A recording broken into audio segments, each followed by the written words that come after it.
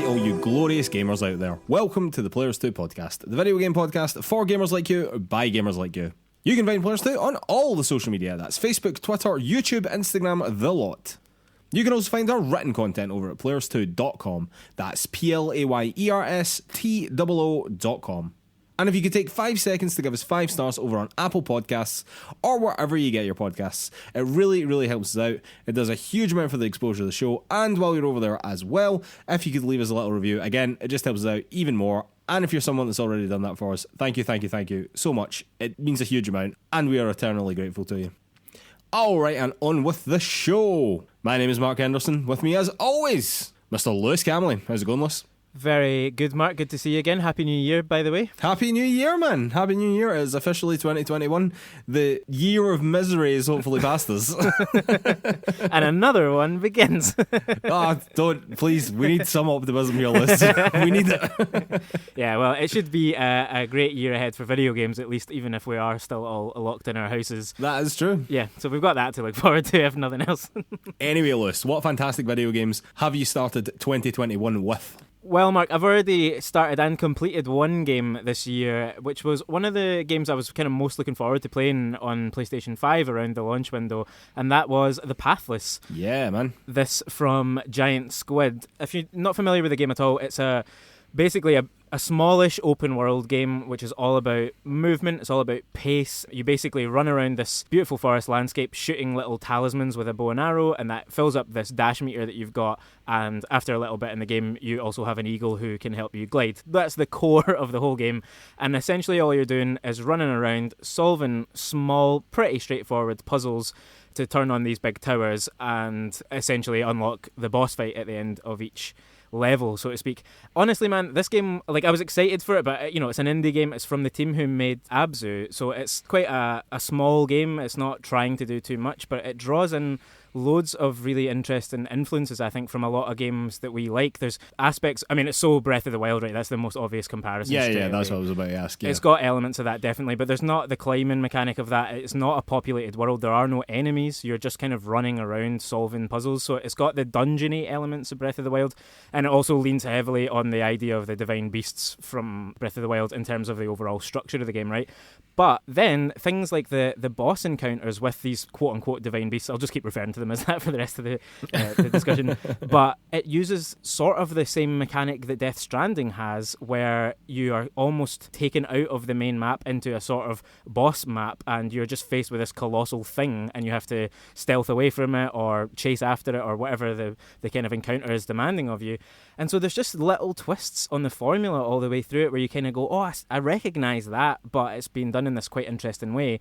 And for me to see an indie team do a lot of this stuff, like bring together some of these really interesting ideas from other games, that's quite exciting about what can come in the near future from indie studios, because they are starting to make open world games now, with big maps. I keep saying it's a small game, but it is a big map to traverse. There's just not a lot within it, Yeah, so it was all about the exploration, right? That's what the whole thing about this game is the exploration and the movement. Absolutely, yeah. I mean, the movement is great fun, but the exploration, it doesn't force you to explore in a really detailed way, like check every nook and cranny for anything. Your basic loop is that you want to get up high. There is no map or even a mini-map, so you want to get up high, you put on your Batman-style detective vision, and you just kind of see the entire world, and it kind of flashes in different places where there will be something to do, and you're never sure if it's one of the core puzzles or if it's a little collectible or whatever.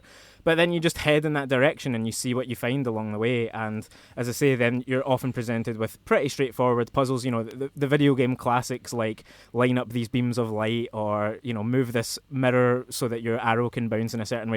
The classics, nothing difficult about it at all.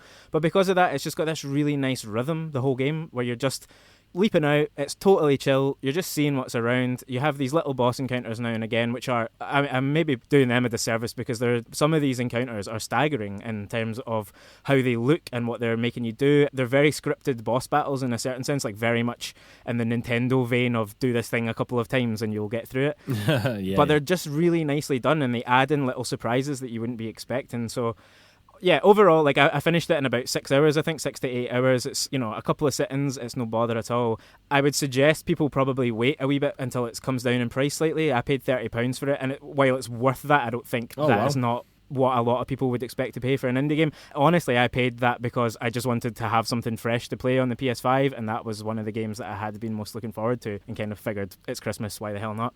Yeah, fair enough, man. I mean, I understand that is almost certainly worth it to you. Yeah. And to be honest with you, I'm probably going to end up paying a similar amount of money for it on the PlayStation 5 at some point soon, but that is quite a lot for a 6-hour experience with all the will in the world, you know? Exactly, yeah. And I mean, there's more to be drained out of it if I want to, but I probably won't, and so that would be my one caveat. It's definitely worth playing. Certainly, if it ever ends up on PS Plus as one of the free games, play it instantly. It's really, really good.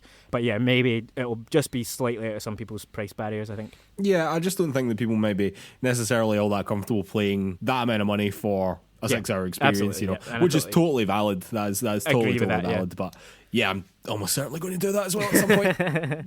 And what about yourself, Mark? What have you been playing? Well, Lewis, I have been playing Spider-Man Miles Morales, which I believe you have some familiarity with. I do indeed. It was pretty bloody good, man, I've got to say. It was basically more PS4 Spider-Man, wasn't it? I mean, no mucking about here. That is essentially what it was. It's basically DLC for that game. But man, it was good. It was really good. And I like Miles Morales as a character. I like the group of characters around him as well. It was really, really good. I was pleased with the story. You know what it felt like as well, going back into it and just swinging around New York City, having had just come from Dark Souls. It was like liberating. It was like, this is great. This is amazing fun. And much simpler Simply traversing from A to B in this game is amazing fun, whereas simply traversing from A to B in Demon Souls is a fucking hellscape. You know. Yeah, so I must admit, I think it was a good game for me at that particular moment as well. Yeah. It was just so fun and so free and so liberating and quite a homely sort of story as well. Like, it was quite nice as well in a sort of Spider-Man-y comic book sort of way as well, you know. Yeah. But down to the game itself, I actually thought what they'd done with the combat mechanics was really good, and don't get me wrong, it's still a bit mash square, which is a bit disappointing. Occasionally hit triangle, you zip yourself over to another enemy, and then mash square. But what they did do is they added in like these electrical powers that Miles Morales now has, and that just sort of changes it up ever so slightly, and they make you use those powers in a lot of different ways, and they sort of force you into changing up the combat. I like that a lot. Like, I think that the game really benefits from that. I think that whenever Insomniac get around to doing another Spider-Man, like the Spider-Man 2, the next big canon game, I would actually probably like to see them go down a more of a, almost like a Platinum Games Devil May Cry-esque combo-based thing. Oh, yeah. It was more than just batter square, you know? I think that the game would benefit hugely from that, personally. Mixing up the combat as well, because the combat did become very stale very quickly in the original. Just everything else was so good, you just didn't really bother so much, you know. But I really thought that the game benefited from the combat specifically in Miles Morales. Yeah, I'd totally agree with that, to be honest, Mark. There's small changes, really, that is more or less add an area of effect. Oh, definitely, really small changes, actually, but it just shows that the formula was there, you know. It was so close to being great. Yeah, you know? Exactly, and there's just quite simple ways to iterate on it. But I agree with what you're saying there as well, that to be, you know, in 2020, 2021 and still playing superhero games that are essentially just dodge and mash square to get through any encounter. And also I think that often means that when you get to bigger arenas, you just do so much stealth work first, because that's still quite fun. For me, at least, I always waited until I'd stealth as many people as I could kind of get away with, and then I'll just drop down and batter the rest of them, you know? Well, that worked in the first game much better, I feel, because in this game, Miles Morales also has a mechanic where he can go invisible, which just pops you back into stealth mode at any given moment. And I actually thought that was a step too far. Really, yeah. Interestingly, from the stealth point of view, I thought it was too easy to get back into stealth, at least in the first game. When you were caught, and then you were in a big fight, and that was that, you know. I mean, you made a mistake and that was that. Whereas in Miles Morales, you can make a mistake, turn yourself invisible, and then go and hide in the rafters. All the enemies will look around and stare at one another and go, where did he go? And then they'll all go back on the routes, and then you can just continue stealthing them. And then if you make a mess of it again, then you can just do exactly the same thing over and over and over and over and over again. And I was like, do you know what? That's not a very fulfilling stealth section at that point, is it? You know, I mean, if I can just fail this endlessly until I've stealthed them all anyway, it's not great. So I actually thought that was a little bit of a step too far. But in terms of the combat, an improvement, definitely a step in the right direction. I wouldn't even mind, because this is a kids game as well. Like, I think a lot of people forget that. Like, the target audience for this is people much younger than us. a lot of them will just want to mash square, do you know what I mean, and feel powerful as Spider-Man. But if they added a layer on top of that, you know, where it was like big combos and shit like that you could do, I think that would go so far in that game to please a sort of older, more adult audience, but yet still be super accessible for kids, you know? I think you're right. Like, adding another layer to that would just force you to vary your play a bit, and I think that's the main thing with a lot of games like that you just get into a rhythm of how you deal with any encounter instead of going, actually, I'll have to really think about what I'm trying to do here. Yeah, absolutely, man. Absolutely. Anyway, Lewis, on with the show. All right, Lewis, we are back, but not with the news. Not with the news. Let's be honest here. Absolutely hee-haw has happened over Christmas. The whole industry has shut down. Nothing has happened. Now, we could scrounge up bits and pieces of news to feed you, dear listeners. However, we've decided to do something far more interesting instead, quite frankly. Hopefully, at least. Well, hopefully, yeah. We are going to do a look forward to gaming in 2021. Now, I do know that this is now our third episode in a row where we've not stuck to our traditional format. However, we will definitely be back to that format next week. Come hell or high water, I will find some goddamn news to talk about next week. But for now, I'm quite excited to talk about what we can all look forward to in 2021 when it comes to video games, Liz. Yeah, me too, man. As I said at the top of the show, it's going to be an interesting one, an exciting one in a lot of ways. We've left a huge year for gaming behind in 2020, for good and bad. And yeah, there's just so much coming up, hopefully. So yeah, I'm looking forward to diving straight in. Well, let's do just that, Lewis. And I'm just going to come out and say it. What is your most anticipated game of 2021? No messing around here, Lewis. No messing around. Yeah, I was thinking about it earlier because I figured this question would come up. And I guess, I mean, my answer, and I suspect your answer are probably the same, for me would be God of War Ragnarok. Obviously, on the assumption that the game does hit 2021, which I have very, very little confidence about. Well, I personally don't think that it will make 2021, so I wasn't even really counting that, to be honest. Cool. But just while we're on the subject of PlayStation, right, I think that we've got some very, very good PlayStation games coming this year from PlayStation and third parties as well. So we've got Returnal, we've got Ratchet and Clank, we've got Kena, we've got Deathloop and Tokyo Ghostwire, both of which are obviously coming from Bethesda, which is now owned by Microsoft, which is an entirely weird situation. Horizon Forbidden West is also coming, which I think will be their big game at the end of this year. And I really, really would be stunned if God of War ended up coming out in 2021, personally.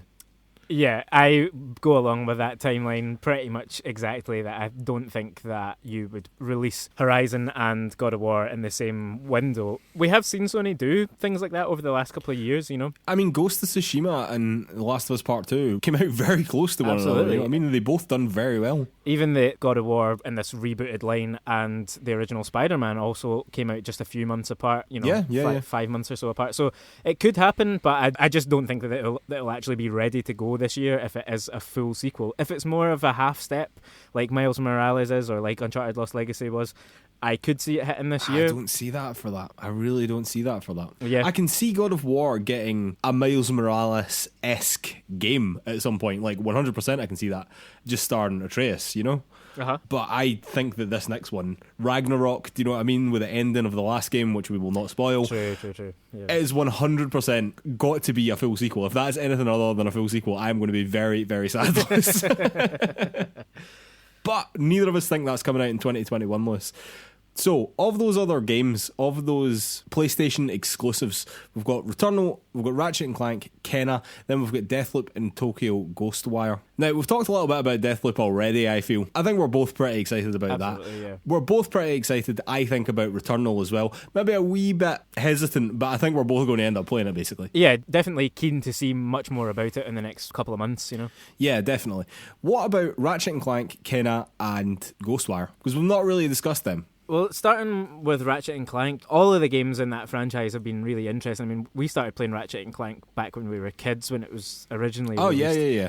And the very, very first one, it was awesome. And then was it 2016 that the remake, the reboot, so to speak, kind of came out? Yeah, which we played together as well. Which I was not expecting a great deal of, partly because it was a game we'd played as kids, and I just sort of thought, this is going to be a kid's game, it's going to be a bit of a daft platformer, I'm not going to get a lot from it. And it was so much fun. It had more challenge in it than I was expecting. It looks amazing, and it's so full of invention.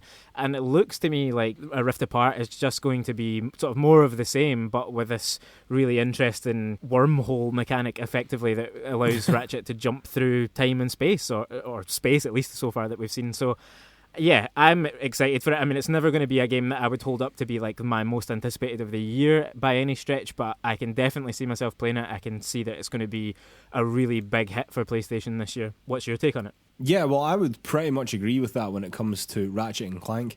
But honestly, out of those other ones, I think Kenna is really appealing to me, man. Like, it's appealing to me in a big way. You talked about Kenna when we first saw it more than I expected you to as well. It's obviously stuck in your brain somewhere. I don't know why, it's just totally grabbed me. Those weird little Furby things are just like in my head for some reason. And yeah, I really want to play it. Like, I really want to play it. And that's supposed to be coming out in the early half of the year as well. Hopefully not that far away from now, to be completely honest. Although so is Ratchet and Clank. But no release dates from PlayStation, which is a little bit frustrating. Anyway. And then on Ghostwire Tokyo, the first trailer we saw for that, I was really excited. But the second one that we saw more recently, it just lost something a wee bit, or it took away a bit of the edge that I thought it had. We got this really impressive cinematic trailer to begin with.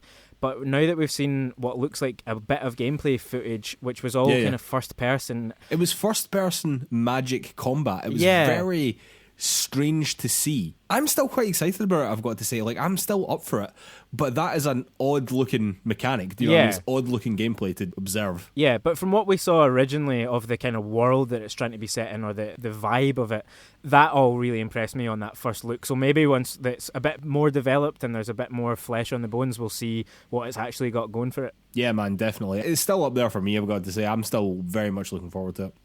Right, Lewis, moving on to Xbox. So, Xbox this year will have Halo Infinite at some point, I would hope. Right? That's fine, that's coming later in the year. That'll be their big Christmas hit, hopefully. And it'll be totally ready to go then, and I have full confidence in that, and it will be an absolutely majestic game, I am sure.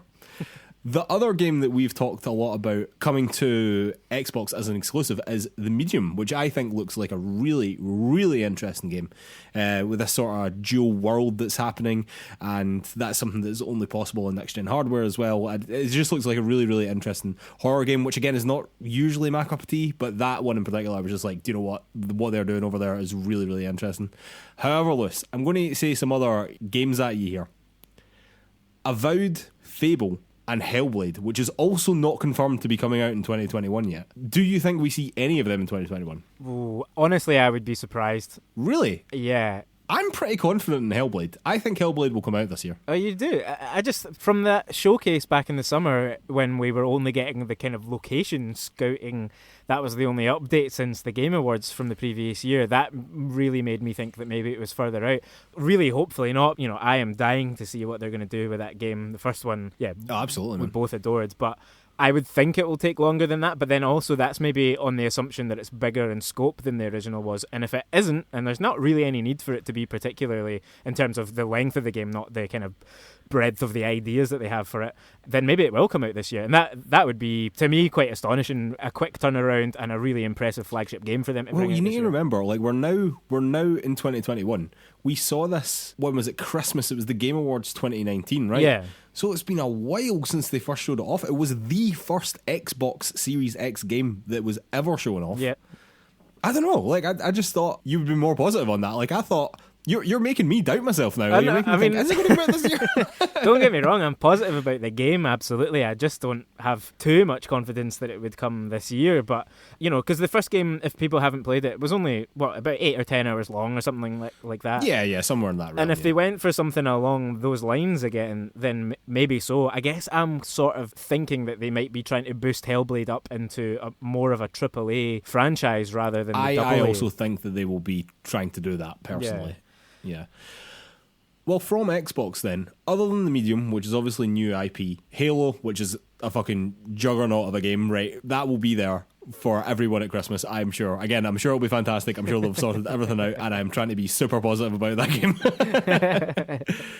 Do you think they were going to get any other big Xbox published games this year? Because this is like year one of the Series X, you know what I mean? And other than the services, which are incredible, of course they are, they're absolutely amazing, blowing everybody out in the water in that department. But in terms of their actual own games, I'm not seeing a lot of this. Not a lot jumps to mind for me either, to be honest. I thought you were going to ask me to name some games, some first-party games that I was excited about there, and I was rapidly trying to think of any that we know are coming this year. I think, we've said it a million times, this could be a huge year for Xbox for, all sorts of reasons, not least Halo, obviously. But in a lot of ways, it's going to be a big year for them because people are going to buy into the Game Pass ecosystem and be locked into Xbox for everything that they've got coming down the line. And just even looking at some of the games that they've announced recently coming to Game Pass, every time I see that list update, I'm like, oh, I want to be in there and I want to be playing what's coming to them. But those are not necessarily new games, and so that to me still remains the big offer from Xbox, is that it's an instantly accessible library. It's good for people like me and you who want to try a lot of games even, but in terms of big first parties or just big exclusive games, I'm not expecting too much from Xbox. I think we'll probably will see a lot more like DLC for some of their other games. Like I think there was just a Gears update pretty recently. I could see that kind of thing happening, but anything that springs to mind for you particularly? Well, no, I was looking down the list, and specifically for this year, don't get me wrong, I think that the Xbox first party going forward could be looking incredible, considering the Bethesda purchase, which I'm still pretty confident will be exclusive on Xbox for some period of time, you know what I mean? But as of right now, I think Avowed's quite a long way away. I think Fable's quite a long way away.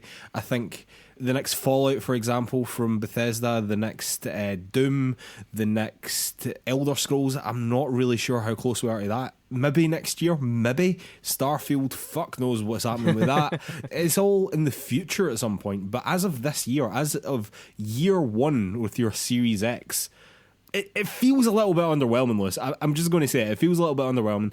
I am super looking forward to the medium, and I really hope that they smash it with that big game because I'm super looking forward to that. But other than that, unless Hellblade comes out, it's just Halo. You know what I mean? It's just Halo. Which is broadly what it was in 2020 as well, really. That was the game that everyone was looking forward to coming from Xbox, and it obviously never came. So, again, to me, there's enough to be excited about. I will almost certainly be buying my first Xbox console this year, but it's not because of any game that they are going to publish necessarily. It's because of all the other stuff that gives me access to. Because of the service, yeah. It's because of the services, man. The service, they're fucking killing it. They're killing it there. They absolutely are. And they don't, in some senses, they don't necessarily need these huge games to come out and land and draw loads of people in, if they are continuing to make Game Pass look as attractive as it currently is. And this isn't obviously how the system works, but it feels like there's basically more focus from Xbox on the service than on the games that they're producing. Now, obviously, that breaks down when you think about all the different teams and stuff involved, but as a general principle of their strategy... They just spent $7 billion on Bethesda. They're buying in some games. But yeah, the general strategy, it seems to everyone, basically, is to make Game Pass something that gamers basically can't afford not to have.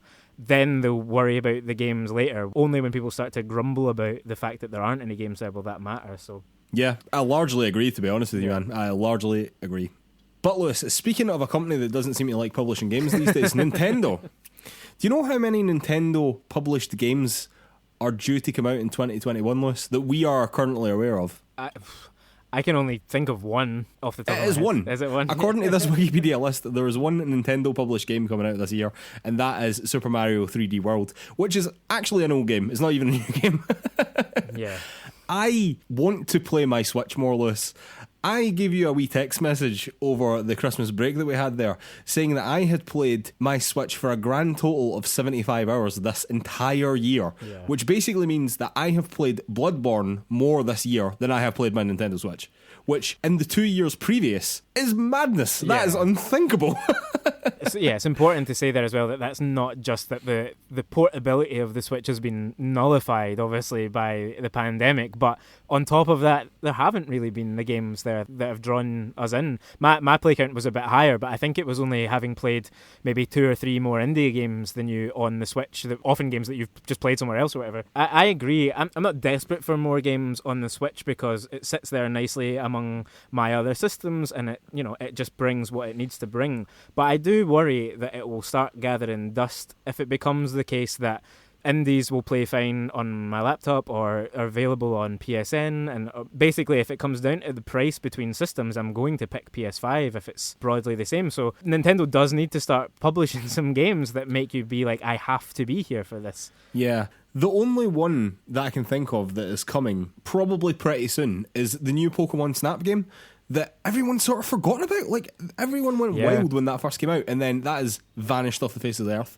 And Lewis, there's the 3 that are still eternally coming, which is Bayonetta 3, Metroid Prime 4, which have been so long coming, and Breath of the Wild 2. You know, for me, it would only take one of them. Like, really, it would only take one. Just give me one Nintendo, and I'd be quite happy. Oh yeah, I mean, one in particular, I think would solve all problems. Basically, well, Breath of the Wild 2, yes, that would obviously be sensational. Obviously, that would be sensational.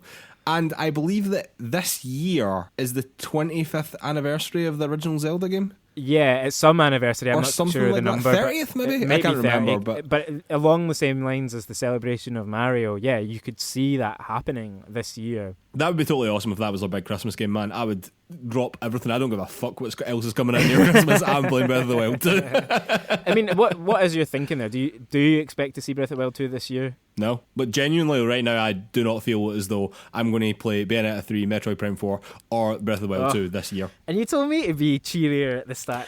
Come on. I'm sorry, man. Like, that's genuinely how I feel. Like, I will believe that Bayonetta 3 and Metroid Prime 4 are coming out when I fucking see it, quite frankly. Yeah. Breath of the Wild 2, I don't know. It's been a long time since we've seen it, you know? And that's slightly concerning. Well, I'm not concerned about it in that sense, if you're suggesting that there's an issue there. I'm not concerned that it won't be good. I'm concerned about the amount of time it might take Nintendo to get it to be good. Oh, I don't know about that. I mean, I guess I've been partly operating on the assumption that the game is basically just going to reuse a lot of the assets and stuff from the first one, you know, or certainly the map, and just... Then why isn't it out already? Make changes to it. Well, maybe they're polishing it up. Who knows? I mean, that's why I do think there's a chance we'll see it this year, particularly because going on all the other rumours we've had over the years of the Switch Pro, which, like, we've got to load in as a potential prediction for this year as well. Well, Lewis, here's a question. Do you think Nintendo will release a new Switch hardware this year? I've never been as signed up to the idea that they are doing it as other people have been, if I'm honest. I think that there partly comes... strong rumours for ages, There have been, and that makes it basically impossible to ignore, I think. I think partly my perspective is based on my thinking that I don't really feel like I need one. Whereas you've made quite good points in the past about why you think having one for you would be great. Oh, God save me, I'll buy one so quickly. But if they launch that, they need a game with it, I think. Breath of the Wild too. Well, exactly. And Nintendo are good at launching consoles with games. If you look back over the years of all of their system launches, most of them have a good launch lineup, or at least a good launch game. Yeah. I mean, I think that Nintendo are probably better at it than PlayStation and Xbox have been historically. Because this is what Nintendo do. Obviously, they focus on these big first-party, their core IP, and they make sure that they have fantastic games in those series. And that's why we get situations like we had in 2020, where there wasn't really much because there hadn't been enough of a gap between most of them. But Breath of the Wild came out now, 4 years ago, basically? 2017, I think it came out. Yeah, Jesus Christ, that's terrifying. And then obviously it was sort of cross-platform originally. It was developed for the Wii U. Yeah, it was on the Wii U as well. Yeah, I think a lot of people forget that as well. It was on the Wii U. Yeah. And it's that thing of, it was such a huge success at the launch of the Switch that it does feel like if they're going to say, here's a beefier Switch Pro, whatever they're going to call it, and here's Breath of the Wild 2, and the reason I think that I've come around to the thinking that they have to do it is largely because of the Series X and the PS5, that they do need to... Yeah, man. Yeah. They can't compete with the top end of those consoles. They never will be able to. No. But what they need to do is compete with people deciding where to play third parties and indie games. Because again, if it's a choice between the PS5 that you've already paid for and that can run stuff at 4K, 100 mile an hour, or you can pay the same amount for it on essentially a lesser device, I think a lot of people will stop treating the Switch as their indie machine, which we used to talk about it being so much. Well, I mean, that's sort of true, and I don't really know why, because when it came down to playing Obra Dinn, like our play-along game for this month list, then I went immediately to the PlayStation 5. Like, I don't even think I looked it up on Switch. Like, it never even crossed my mind to play it on Switch. Whereas 2 years ago, it was like, oh, it's an indie game. I mean, I'm definitely getting that on Switch, you know? I don't know if the current global circumstances taking away the portability of the Switch has sort of neutered its appeal a little bit. But bottom line, Lewis, Nintendo need to release some fucking games this year, man. They need to release some games that I want to play. Like, I know a lot of you had fun with your Animal Crossing last year, but that was not for me. I have had a drought here from Nintendo, and I would very much like to play something very good and new and nice on my Switch list. If you could pick between Bayonetta 3 or Metroid 4, what would you go for? What would you want to release? Ooh.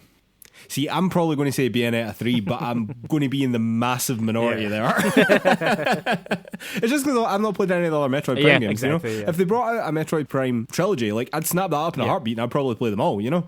But I've just not played those games, you know what I mean? Those games don't have the nostalgia factor for me or anything like that, whereas Bayonetta 1 and 2 were fucking great, and I would really love a third one. I'd really love a third one. Alright, Lewis, speaking of indie games, I'm going to say 4 indie games here, and you can throw some more on if you've got any here, but Hollow Knight Silksong, 12 minutes. Oddworld Soulstorm, which I know is a bit more double A than, so is Hollow Knight probably, and Axiom Verge 2.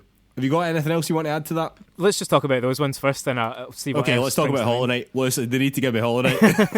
Well, I'm panicking. It seems ever more likely, right? There's finally some coverage, some media coverage of the game. Yeah, that was awesome. Yeah, and what was it? The Verge? Was it? In Edge magazine, they did a big cover story on it. So yeah, like that means some more people have had some more hands-on time with it. There's some writing out there about it.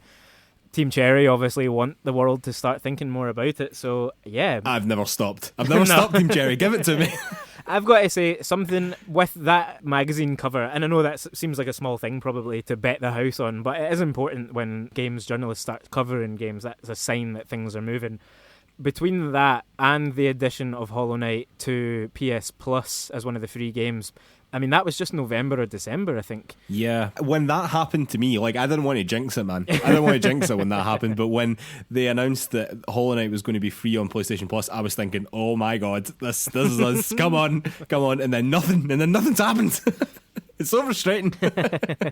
See, to be honest with you, Lewis, that could be my most anticipated game. I mean, I'm not including God of War, but including Horizon Forbidden West. I might want to play Hollow Knight more than Horizon Forbidden West, and that is saying a lot because that is an amazing game as well. What about if God of War does hit 2021? Would you be more excited to play Silksong or that? I don't know.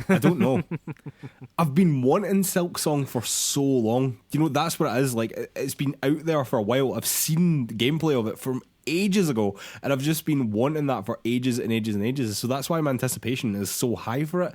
But ultimately, I would be very surprised if God of War Ragnarok wasn't a better game than Silksong. But in terms of my current anticipation levels, I'm not sure it can get much higher than Hollow Knight, to be honest, mate. No, I mean, I've rarely known you to be more excited or kind of more gutted when a game doesn't appear at a showcase, if I'm honest. Oh my God, I want it so badly. I mean, I've got to say, I hadn't really massively thought about Silksong as being a 2021 game, although I don't really have any reason to doubt that it could come this year, so I mean, it would be high up there for me as well after my recent experiences with Hollow Knight. It goes without saying, it's one of the best games made in the last decade, probably, if not more than that, Hollow Knight. Well, genuinely, Lewis, I would say it's one of the best games made ever. Ever, yeah. I mean, that is how strongly I feel about the game. It is so fucking good. Plenty others feel the same. I'm not sure that I don't feel the same as well, to be honest. So the fact that Silksong could be coming this year, if it's more of the same but with a bit more speed and stuff to it, I just think it could be so exciting. Oh my God, Lewis, it could be so good. You're getting me too excited about it. We need to move on. 12 minutes. Well, 12 minutes is still one of my most anticipated games, I've got to say. And with that, yeah, it looks really cool, man. The announcement really towards the end of last year that they had kind of beefed up the voice cast with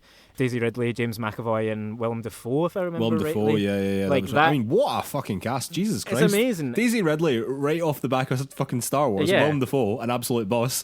And James McAvoy, a Scottish person. That's all you need. That's his key attribute. But yeah, I mean, voice actors or performances don't necessarily mean the most to me in games, but there's something about having names like that attached to it which suddenly suggests that this game, there's more to it than the little bit that we've seen. You know, if they've got the clout to get actors in of that magnitude, someone at Annapurna, the publishers, or wherever, have seen something in that game that they've thought, we can spend money on this and it will be worthwhile. Yeah, absolutely, man. And to be clear, we were both very excited about this before any of it. That's were announced. Exactly what I was about to say. The first time we saw it, it was really impressive. You know, time loops are big business in games right now, and this seems to be that again, but just done in a really interesting narrative way. A domestic game, Mark. We very rarely see those.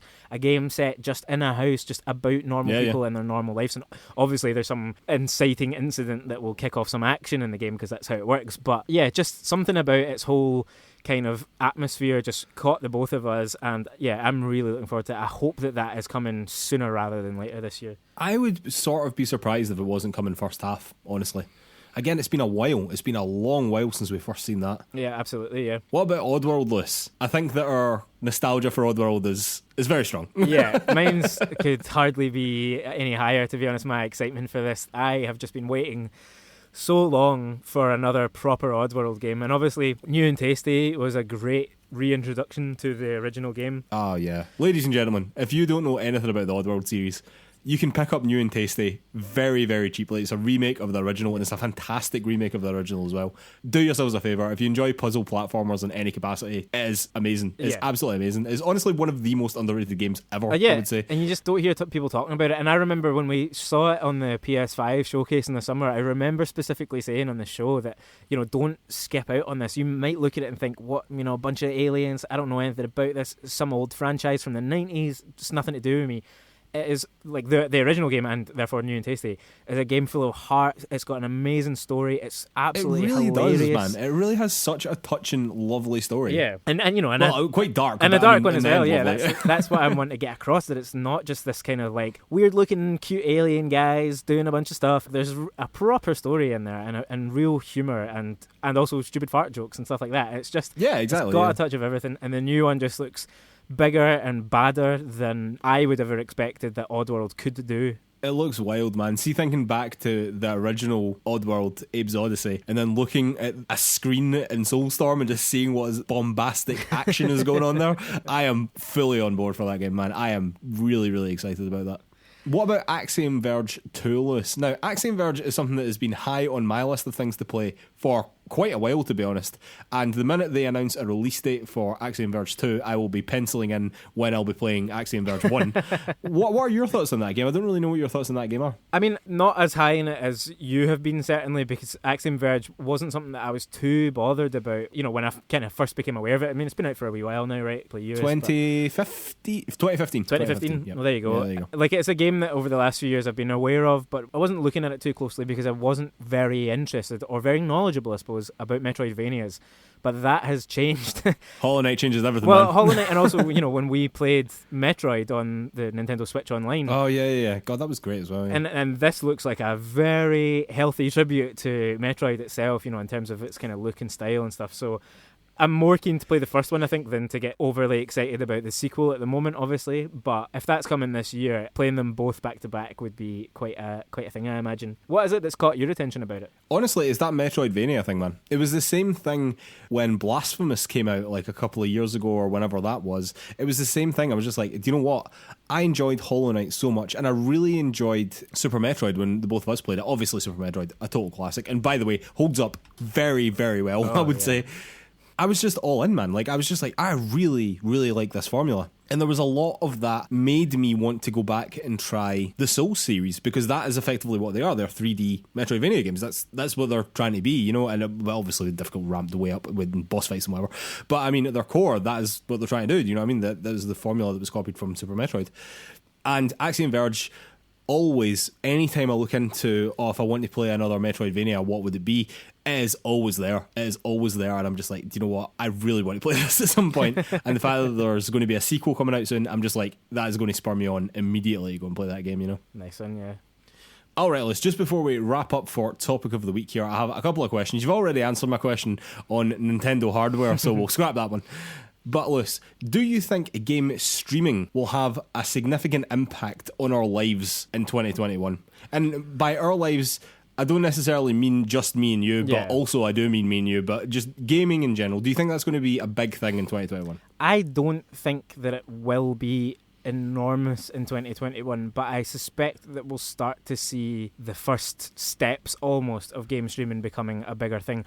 For instance, what I can imagine happening is that I think game streaming on mobile might start to crest this year, but I don't think we're going to see too much, I don't think it's going to be fully penetrating every gamer's kind of life or a big part of how we're playing games, and I am partly saying that because I don't think we're going to be out and about and not in our homes until a fair bit later into the year, and I don't really think that a lot of those things are that necessary until that becomes more common again, Yeah, I mean, the global situation definitely does loom over all these things, doesn't it? I mean, I don't necessarily disagree with that in terms of mobile.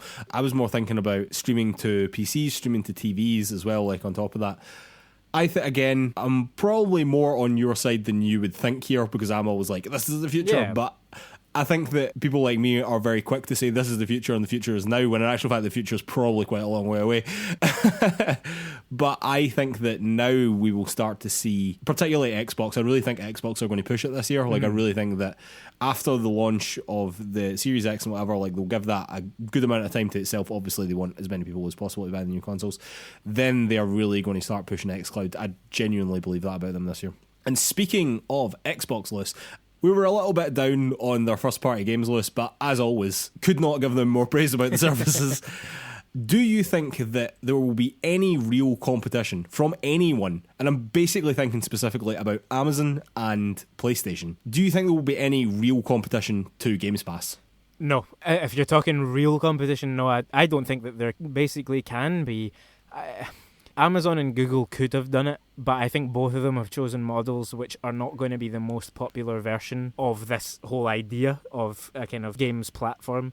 I don't think, from what we know about Luna so far, that it's a bit more complex. Obviously, Stadia technologically works by all accounts, but it's just a mess in terms of its library and having any real reason to draw people into it. And I simply don't think PlayStation can match what Xbox is capable of doing in that front. So no, I think Game Pass will continue to just be the standout way to do this. There's no other discussion almost. As I said earlier in the show, every time Xbox says these games are coming to the service, I check that article out. I go and read what those are, and people talk about them, on plenty of podcasts, and no one's doing that about Stadia and Luna. No one is going, here are reasons you should be on these platforms. Yeah, no, I mean, again, I largely agree, to be honest with you. I can see PlayStation making more steps in this direction, maybe expanding the PlayStation Plus collection or something like that. In terms of being a real competitor to Games Pass, I basically agree with you, and I don't really think PlayStation can compete with Games Pass. Amazon, on the other hand, Amazon could if they wanted to. That's the interesting thing about Amazon. And obviously they've got Luna coming out, and that should be happening at some point this year in like a big way, do you know what I mean? And they'll really try and push it, I would have thought. So it'll be really interesting to see what their model turns out to be, because I know that there was a lot of chat around channels and things like that and how it was going to work, and it wasn't very clear, basically, is what I will say. So it will be interesting to see if Amazon do have an answer to Games Pass. But if you're asking me right now, do I think that it will be real competition to Games Pass? Answering my own question, no. Like, I honestly don't, and I kind of agree with you in that Xbox, in terms of the services, stands alone and stands head and shoulders above the rest. Yeah, and as they continue to add things like EA's games to it through EA Play, and there was a lot of rumours, I don't know if that got confirmed actually, that Ubisoft's games were going to be bundled in with it as well. That just adds more and more to that offer, which is still ludicrously cheap, particularly if you're just getting started with it. There's so much in favour of it that I really don't think. Also, knowing what Prime Video is like, I don't have tons of hope that Luna will be an actually good service to use, which in my experience Game Pass has been. It's it's just a library you hit download. Totally. It's just a click this thing, it's downloaded, go and play it, it's super simple.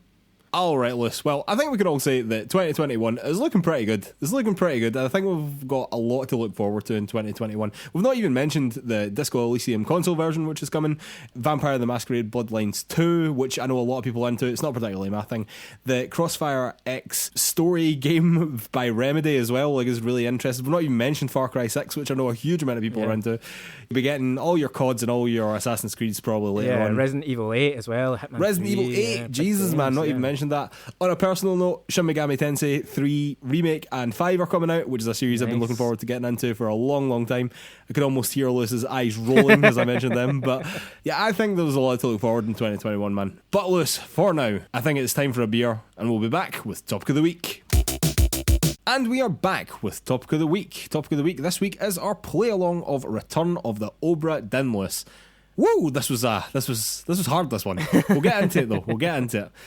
This game came out in 2018 and is the second game by Lucas Pope after Papers, Please, which was our play-along game last month. In this game, you play as an insurance inspector for the East India Company, which is a real company. Well, not anymore, but they used to be. And are sent aboard the ghost ship Obra Dinn, which has reappeared after being missing for 5 years. You're tasked with finding the fates of the 68 passengers on board the ship. And to do this, you are given a magic stopwatch called a Memento Mortem. Is that right, Lewis? Yeah, I think so. That allows you to see the moments leading up to a corpse's death, basically. Is that right? Does that make sense? Effectively, that's what it is, yeah. In terms of actual mechanics, you're given a big list of everyone on this ship and pictures of everyone on this ship. And you're shown a still scene of people getting killed, basically. And from these scenes, you have to identify who each person on the Obra Dinn was and what fate became of them, e.g. how they died, by and large. And you have to use very, very real deduction in order to be able to do that, because, Lewis, this game is real hard. No one really explained this to me when we first started playing this game, but it is, like, legit pretty fucking difficult. It is difficult, yeah. It's difficult in a way that games generally aren't, I think. I would 100% agree with that. Like, it's not difficult in the way that a Souls game is difficult, or like loads of games are difficult because they have difficult bosses, or they have tricky platforming sections, or, you know, they ramp up their difficulty as you progress, or any of that stuff. It's all in your own head. It's all about your ability to connect the dots, to take leaps of logic and also sometimes a bit of guessing, maybe. Because, yeah, as you were explaining there, like the core idea, the core mechanic, basically what the whole game is simply unraveling the mystery of what happened on the ship with very little to go on originally. But as you say, by interrogating this sequence of, also important to the difficulty really, a sequence of events that are shown to you and the character out of order, so you're never very clear on exactly what's happening until much later in the game, really. You're just trying to enter those moments and work out what has happened to the people in them. And sometimes it's dead straightforward, and other times it is a real difficult thing to... Because you might even come down to going, I've got two names, and know that this person's job is that they are... a first lieutenant or a seaman is probably the easiest one. Like, there's a whole group of people on the ship whose job, they're just basically sailors. And they could have interchangeable names, and it becomes quite tricky to pick out the wee tiny clues which would give away who each one is. But that's so much of where the fun in the game is unraveling those details. Well, that is where the fun in the game is. Do you know what I mean? I'll say this game could have easily have been, and you can say this about a lot of games, right? But this game could easily have been absolutely shite. Like, it really could, because even if it was just go onto the ship, here's a big list of things, we're going to show you all these cutscenes and you just have to put things together, like, that could have been really rubbish, even if it was the same story. But the way that you are led around the boat and given, like, just enough information to find one or two things here or there before you have to really start searching into these scenes, like, again and again and again and again and again, to, like, it's nonsense little things that you're looking for, to the point where I just guessed one of them was a Frenchman because he had a stripy top. That is literally true. That is literally how I guessed one of them. I thought maybe it's him, and it turned out to be. Yeah. Another thing that the game does is that it doesn't tell you that you've guessed someone's fate correct, e.g. you've guessed who they are correctly and you've guessed what fate befell them.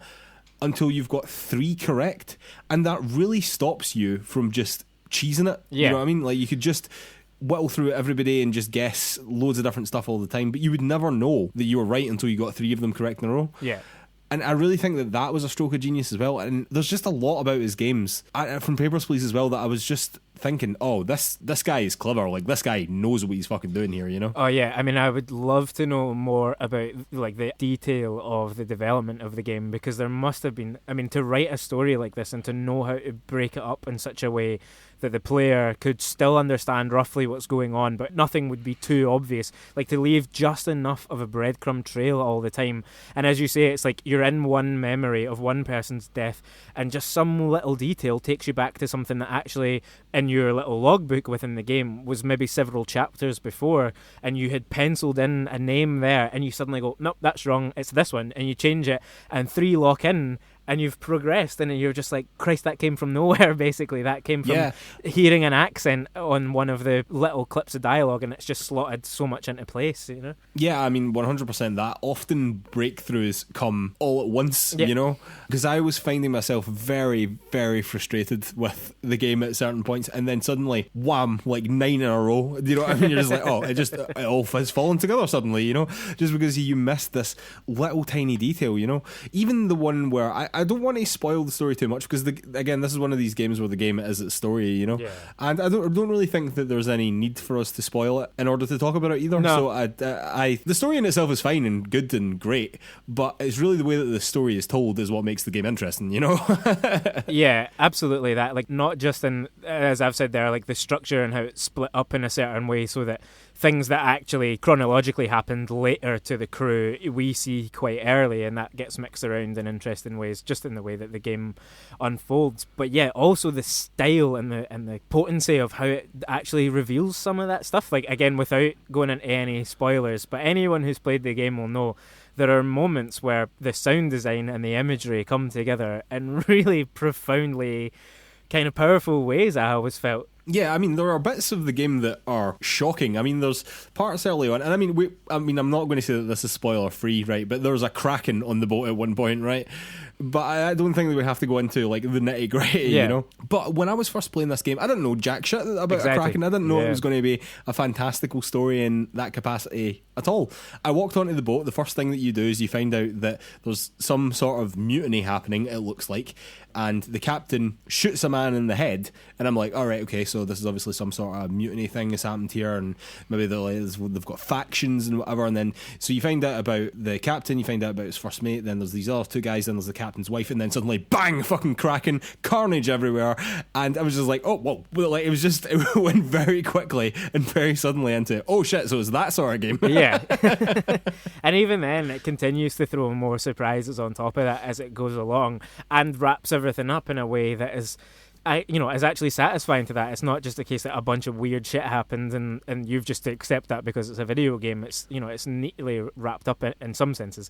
But yeah, those moments, I mean, that is my overriding, lasting memory of the game, really, is that first reveal of the Kraken and that moment, because the sound that it makes as you re-enter a memory and the kind of big crash of the cymbals that you get when you arrive in the scene, that first time that you see that thing in the green and black of this art style, honestly, I was just totally taken aback. Let's talk about the feckin' art style, dearie me. So, if you know anything about Obra Dinn, you've probably seen the art style, let's be honest. That's probably the one thing you know about it, is how it looks. And it's in a monochromatic, 1-bit, quotes, art style that's made to look like an old Mac computer, basically. Yeah. And as you said, it's not... Because monitors back in the day were absolutely shite, it wasn't quite black and it wasn't quite white. It was sort of black and white with a wash of green. Yeah. And then suddenly, just silhouetted against the sky in this monochromatic style, is this enormous tentacly monster, and carnage is ensuing everywhere. And I'm not sure how he managed to do that with that art style, man, but what an unbelievably bold choice. But that game looks fucking gorgeous. Yeah. What an incredible choice that was. Definitely. I mean, it was acclaimed for its art style. I think it won a couple of awards for it, and it just holds together so well through the game. Like it doesn't really need to be there. It's not like part of the gimmick of the game necessarily, or the story or anything like that, but it's just kind of unnerving and unsettling, and it allows, like, what I assume is quite a complex game to put together, to avoid having to get bogged down in its visuals and that eat up all the development time. It shows that he's been able to then focus on the story, how that is all going to interlink, how you're going to be taken through it, and the fantastic kind of reveals that you get as you go along.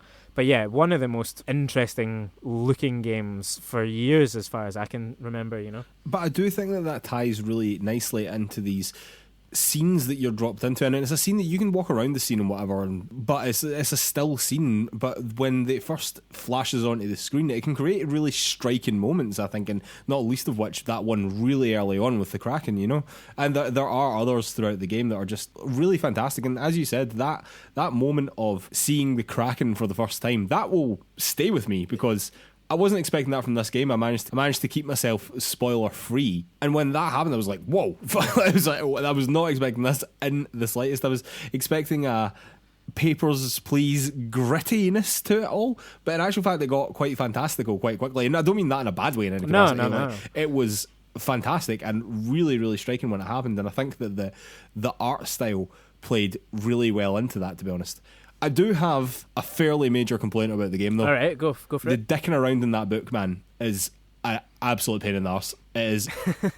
I cannot believe that there's not a quicker way to start a memory once you've been to it again. Yeah. And when you're in a memory, you have to, the first time anyway, you can, when you replay it, it's different, but you have to sit in the memory once it's started, even if there's only like 3 or 4 people in the memory, and you can just go up to them and go, yeah, okay, that's that guy, I've already seen him before, right, that's somebody new, okay, he's in the picture now, right, okay, got him, and then it's like waiting for several minutes of just doing actually nothing at all really until the game just lets you leave that memory again. That wasn't great pacing wise, but in general, like they are 2 tiny nitpicks that were annoying, granted, but that should not hold anybody back from playing this game at all. At all. Yeah, I would agree with some of that. Yeah, I remember the book itself being particularly kind of finicky to get around, and you can leave tabs on certain chapters or certain pages. I or fucking whatever. gave up with them, man. Well, I use those quite a lot, but again, it doesn't make it much easier particularly. It's just more that the later on in the game that you are, particularly when you know that there are still people, like there comes a point in the game, for me at least the way I was playing it, where I had kind of moved through certain chapters and then I was going back to work out what some of the ones that I'd missed along the way were, and so you're almost trying to follow someone through various memories, and for that kind of thing where you could leave tabs on like the first memory they appeared in and then the most recent one or whatever and kind of connect it up that way, worked. But honestly, this was the first game that I didn't do it in the end, and I partly didn't do it because I was playing alongside my flatmate, which would have made it too difficult,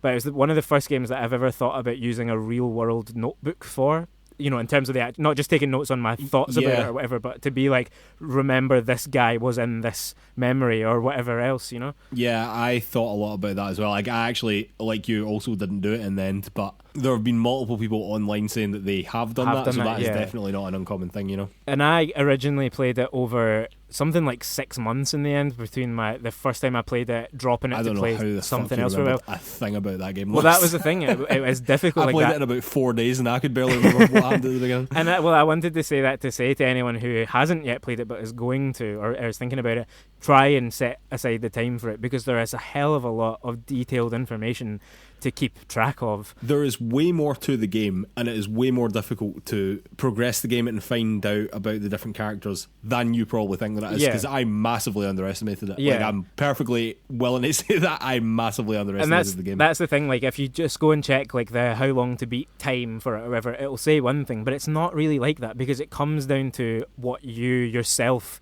can deduce. There's real challenge for you. It's not just the challenge of how quickly you press the buttons. It's your problem solving skills. It's your logic skills that will determine how long the game is actually going to be. Exactly. You know what I mean?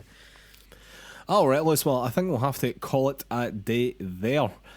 I'd like to remind everyone that you can find PlayersToo on all the social media. That's Facebook, Twitter, YouTube, Instagram, the lot. You can also find our written content over at PlayersToo.com. That's PlayerStoo.com.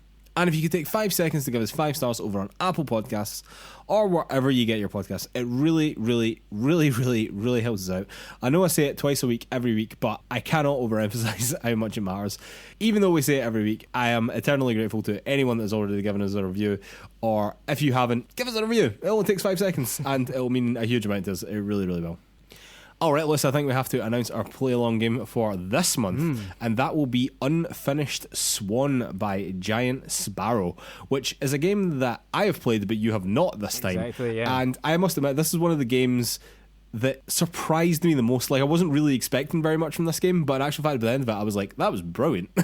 Great stuff, yeah. So I very much hope you enjoy it. Yeah, I remember you kind of coming to me with that surprise. Didn't you played it originally when you were kind of going through a wee phase of just playing indies back to back, as I recall? Yeah, I think that's right, man. And I remember you just kind of pointing it out as being like, this was much better than I was kind of anticipating it being. So yeah, I'm really looking forward to it. Yeah, it was miles better than I thought it would be, and you can pick this up very, very cheap indeed. So if you want to play along with us, there's really no excuse. The game is pretty bloody short as well. I think it's max 3 hours. Like, you can easily get this done in one sitting. So yeah, you should all definitely play along with us. You have no excuses. All right, ladies and gentlemen, well, we will see you next week. Thanks.